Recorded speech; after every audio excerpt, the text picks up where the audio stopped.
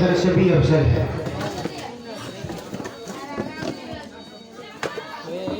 आप लोग ऐसी बातें कर रहे हैं बच्चे लोग, चुप रहो, 2 मिनट बातें सुन लो। झंडे लगाना, महफिल मिलाद का इनकाद करना और इस माह मुबारक में खुशी का इजहार करना, जुलूस का निकालना, ये सब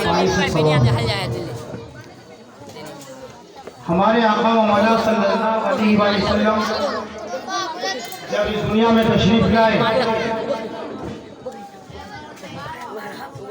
तो हजरत आमना रज़ियल्लाहु तबारक व तआला अन्हा फरमाती है कि 3 चीजें ऐसी है कि जो मुझे बखूबी वाक़ई है। ये हजरत आमना कौन है? हमारे हुजूर सल्लल्लाहु अलैहि वसल्लम की वालिदा माँ है। पहली चीज ये है कि उस रात को जो सितारे थे वो मुकम्मल तौर से छुप गए।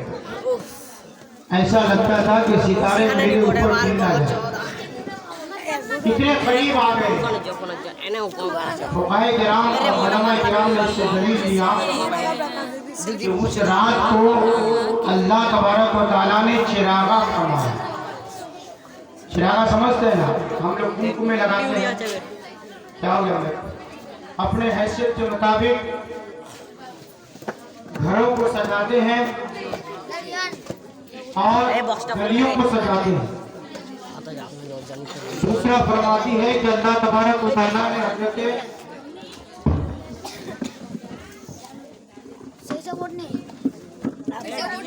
हजरत जिब्राइल को अल्लाह तबारक व तआला ने हुक्म फरमाया कि 3 झंडे लेकर जाओ। एक झंडा मशरिक में गाड़ा गया, एक झंडा मगरिब में, और तीसरा झंडा काबे के छत पे गाड़ा गया। तो सुभान अल्लाह। कोई अगर पूछे भाई झंडा लगाना कैसा है तो कहना अल्लाह की सुन्नत है, क्योंकि फरिश्ते अल्लाह के हुक्म के बगैर कोई काम नहीं करते। अब जो कि उस वक्त अरब में लड़कियों को जिंदा दफन कर दिया जाता था, बड़ी मशहूर बात है और गुनाहों का दौर दौरा था। लेकिन जब हमारे हुजूर सरकार मदीना जनाब मोहम्मद मुस्तफ़ा सल्लल्लाहु अलैहि वसल्लम इस दुनिया में तशरीफ लाए तो अल्लाह तबारक व तआला ने उस साल, पूरे साल में लड़की को पैदा नहीं फरमाया। क्या मतलब? लड़की को पैदा ना फरमाना, इसका मतलब क्या हुआ कि पूरी दुनिया में अल्लाह ने सिर्फ लड़का ही पैदा फरमाया। तो क्या लड़कियां जहमत है? गौर करने की बात यह है, अल्लाह के रसूल सल्लल्लाहु अलैहि वसल्लम इरशाद फरमाते हैं, जिसने एक बेटी को अच्छे से पढ़ाया लिखाया, इस्लामी तालीम से आरास्ता किया, नमाज का पाबंद बनाया, उसके बाद उसकी शादी ब्याह करा दिया, क़यामत के दिन अल्लाह तबारक व तआला उसे जन्नत में जगह अता फरमाए। दूसरी जगह अल्लाह के रसूल ने फरमाया, अपने 2 बेटी को अच्छी से परवरिश किया, उसको पढ़ाया लिखाया, अच्छी जगह उसकी शादी करा दिया, अल्लाह तबारक व तआला उसे जन्नत में जगह अता फरमाए। फिर इरशाद फरमाते हैं कि वो बच्चे जब अपने माँ के घर से निकलकर अपने शौहर की फरमाबरदार बनती है, अपने शौहर की खिदमतगार बनती है, शरीयत मुतहरा पर अमल करके जिंदगी गुजारती है, जब वो माँ बन जाती है तो अल्लाह तबारक व तआला उसके बारे में अल्लाह के रसूल ने फरमाया, अल जन्नत तहता अक़दामिल उम्महात, जन्नत माँ के कदमों के नीचे रखी जाती है।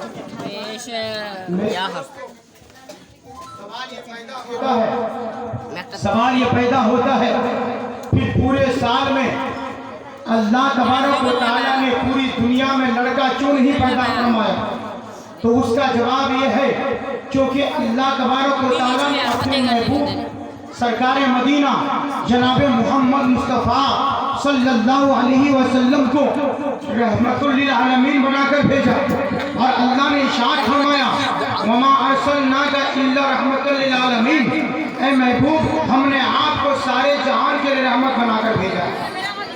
जब रहमत बनाकर भेजा, क्योंकि अरब के लोग जब जाहिलियत की जिंदगी गुजारते थे, जब वो जाहिलियत की जिंदगी गुजारते थे तो लड़कियों को देखना और उनकी परवरिश करना वो मायूब समझते थे, वो जहमत समझते थे।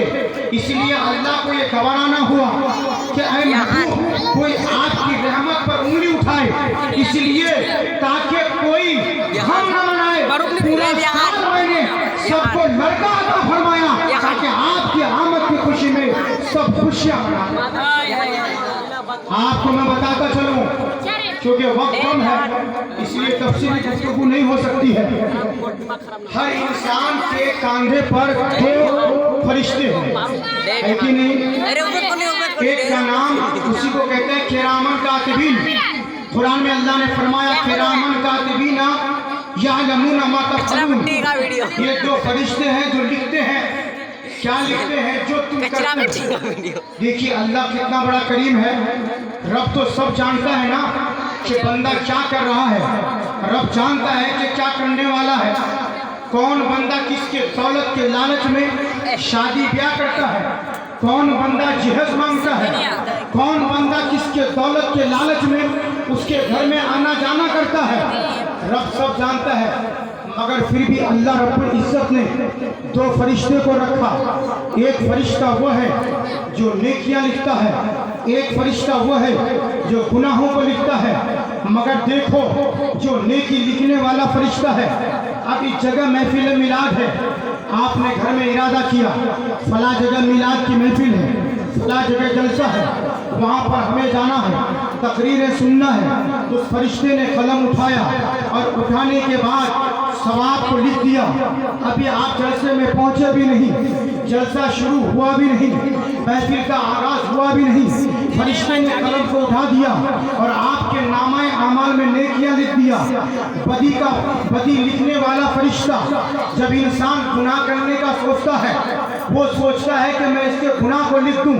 फरिश्ता कहता है खबरदार अभी तू मत लिख, इसलिए कि इसने अभी गुनाह नहीं किया है। यहाँ तक कि वो इंसान गुनाह कर बैठता है, फिर वो फरिश्ते कलम को उठाता है कि इस बंदे ने गुनाह किया तो मैं इसके गुनाह को लिख दूं। अल्लाह तबारक व तआला की तरफ से हुक्म होता है, ऐ गुनाह को लिखने वाला फरिश्ता अभी तू रुक जा, अभी तू ना लिख। उसकी वजह यह है, हो सकता है कि इसको ये तौबा कर ले, तौबा करने की इसे तौफीक हो जाए। हो सकता है इसका ज़ोहर तक इंतजार कर, फजर में गुनाह किया है, ज़ोहर तक इंतजार कर। वो शख्स ज़ोहर तक रहता है, इंतजार करता है फरिश्ता, मगर वो बदनसीब वो तौबा कहाँ करेगा? फजर की नमाज चली गई, गुनाह करता रहा, ज़ोहर चली गई, गुनाह करता रहा, असर का वक्त हुआ, असर का इंतजार करता रहा। अब तो इसके नाम पे गुनाह लिख दूं, आवाज आती है नहीं, अब तो थोड़ा इंतजार कर, मगरिब का इंतजार कर। वो गाफिल इंसान मगरिब की नमाज चली जाती है मगर वो तौबा नहीं करता है, ईशा की नमाज चली जाती है, तौबा नहीं करता है। अब उस गाफिल इंसान का आलम ये होता है कि टीवी देख के, सीरियल देख करके, मोबाइल देख करके, फवाहिशात को देख करके उसे नींद आ जाती है, उसे तौबा नसीब नहीं होती है। जब वो सो जाता है तब अल्लाह की तरफ से हुक्म होता है कि ये बदनसीब इंसान है, तो इसका 24 घंटा गुजर चुका, फजर भी गायब हो गया, ज़ोहर भी गायब हो गया, असर भी गायब हो गया, मगरिब भी गायब हो गया, ईशा भी गायब। अब इसके नामे आमाल में गुनाह लिख दो। रब कितना करीम है। मेरे दोस्तों सुनो, ये 2 फरिश्तों को अल्लाह ने ड्यूटी लगा दिया। जब तक इंसान दुनिया में जिंदा है, चाहे वो औरत हो, चाहे वो मर्द हो, चाहे वो कोई भी हो, चाहे वो काफिर हो, चाहे वो मुशरिक हो, चाहे वो यहूदी हो, चाहे वो नसारा हो, सबकी ड्यूटी अल्लाह ने लगा दिया है। मगर सुनो, अब सुनो, जब मर जाता है इंसान तो मरने के बाद फरिश्तों का ड्यूटी खत्म हो जाना चाहिए ना, क्योंकि जब उसकी रूह कब्ज की जाती है और कब्ज होने के बाद उसको दफना किया जाता है तो फरिश्ते अर्ज करते हैं मौला जब तक ये जिंदा थे तो हमारी ड्यूटी थी, हम इसकी ड्यूटी करते थे। अब हम क्या करें? आप समझ गए? एक इंसान है, जैसे जो बेकामा इंसान जिसको कहते हैं, जिसका कोई काम धंधा नहीं है, समझ गए, उसका वक्त गुजरता नहीं है। जो काम धंधा वाला इंसान है उसका वक्त फौरन गुजर जाता है। जो बेकामा इंसान है उसका सिर्फ एक काम है। वो क्या काम है? इस्लामपुर के चौराहे पर रोड पर जाना है, पान की दुकान में जाना है और मीठा पान खाना है। खाने के बाद मुंह को लाल करना है। छोटे छोटे बच्चों को कि कभी केरला, कभी बम्बई, कभी दिल्ली कमाने के लिए भेज देना है। और वो बच्चे 24 घंटा मेहनत करने के बाद अपने बाप को पैसा भेजता है, क्योंकि ये बेकामा है। जिस वक्त बच्चों को पढ़ाई कराने की जरूरत थी, जिस वक्त बच्चों को तालीम देने की जरूरत थी, जिस वक्त बच्चों को कुरान की तालीम, हदीस की तालीम, स्कूल की तालीम, दुनिया की तालीम, असली तालीम देने की जरूरत थी, ये बेकामा इंसान जो ही थोड़ा बच्चा बड़ा हुआ उसे बम्बई भेज दिया, बड़ा हुआ दिल्ली भेज दिया, किसी होटल में लगा दिया, ताकि उसके कमाई से ये दुनिया में खाए पिए। वो बेकामा इंसान क्या करता है? भाई वक्त तो गुजरता नहीं, इस्लामपुर के दुकान में गया, पान खाता रहा, चलता रहा और मुझ को तेल डाल करके लोगों को दिखाता रहा, ताव करता रहा।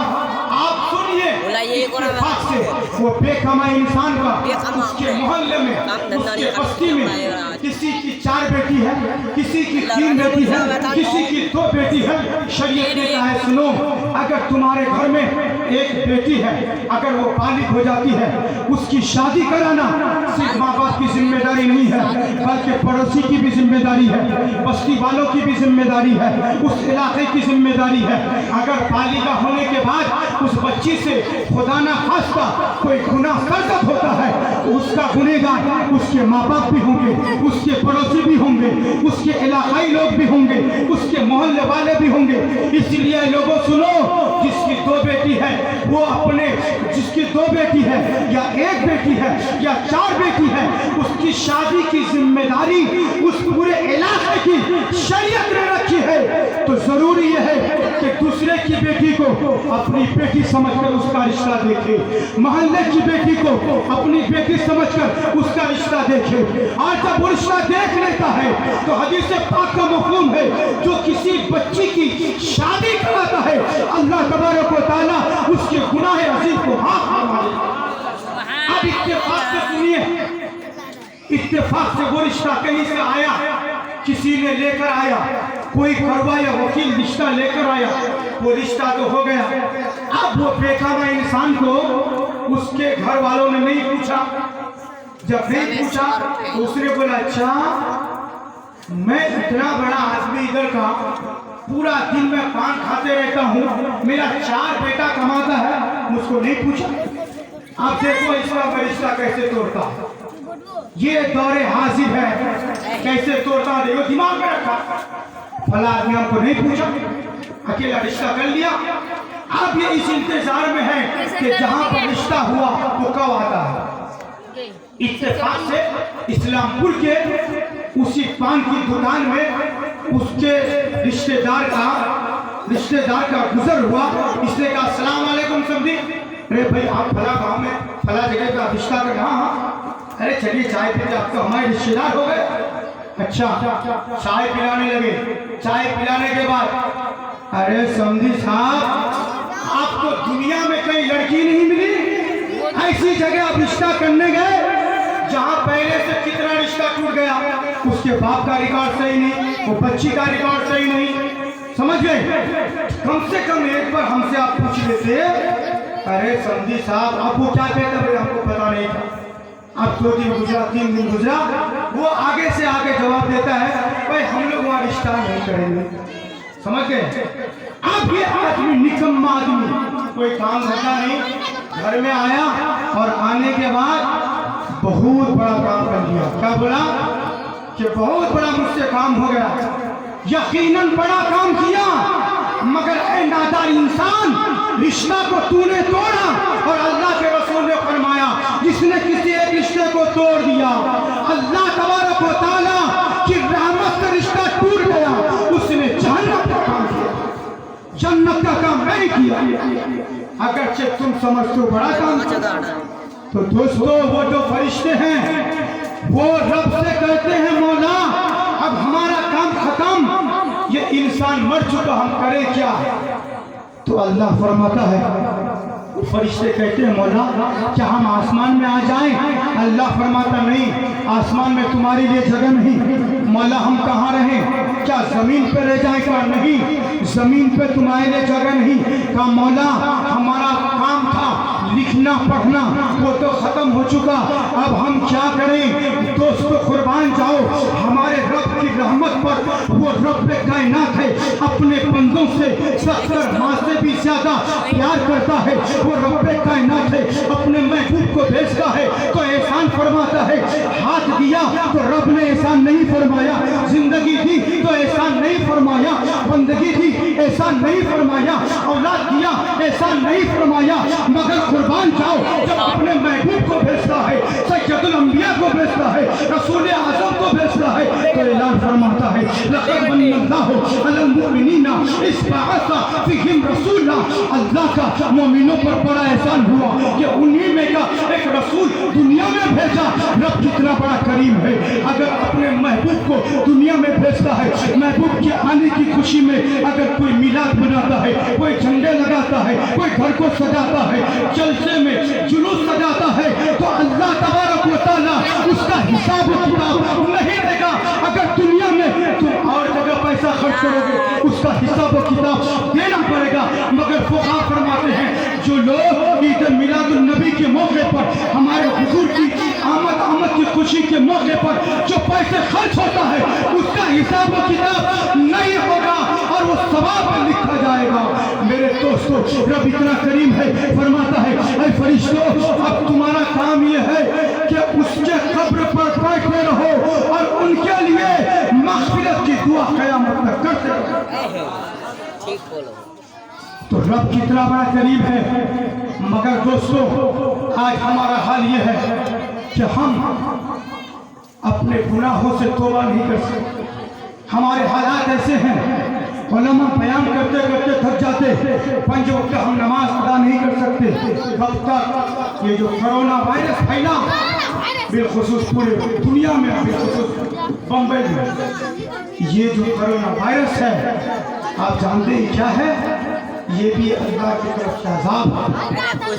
अगर आप भी नमाज की पाबंदी नहीं की, आप भी आपने शरीयत के मुताबिक पर अमल नहीं किया, आप भी अगर आप अपनी बच्चियों को दीनी तालीम से आरास्ता नहीं किया, आप जानते हैं कि दीनी तालीम हुजूर ने फरमाया तलबुल इल्म फरीदतुन अला कुल्लि मुस्लिमिन। इल्म दीन का तलब करना हर मुसलमान मर्द और औरत पर फर्ज है। क्या मतलब?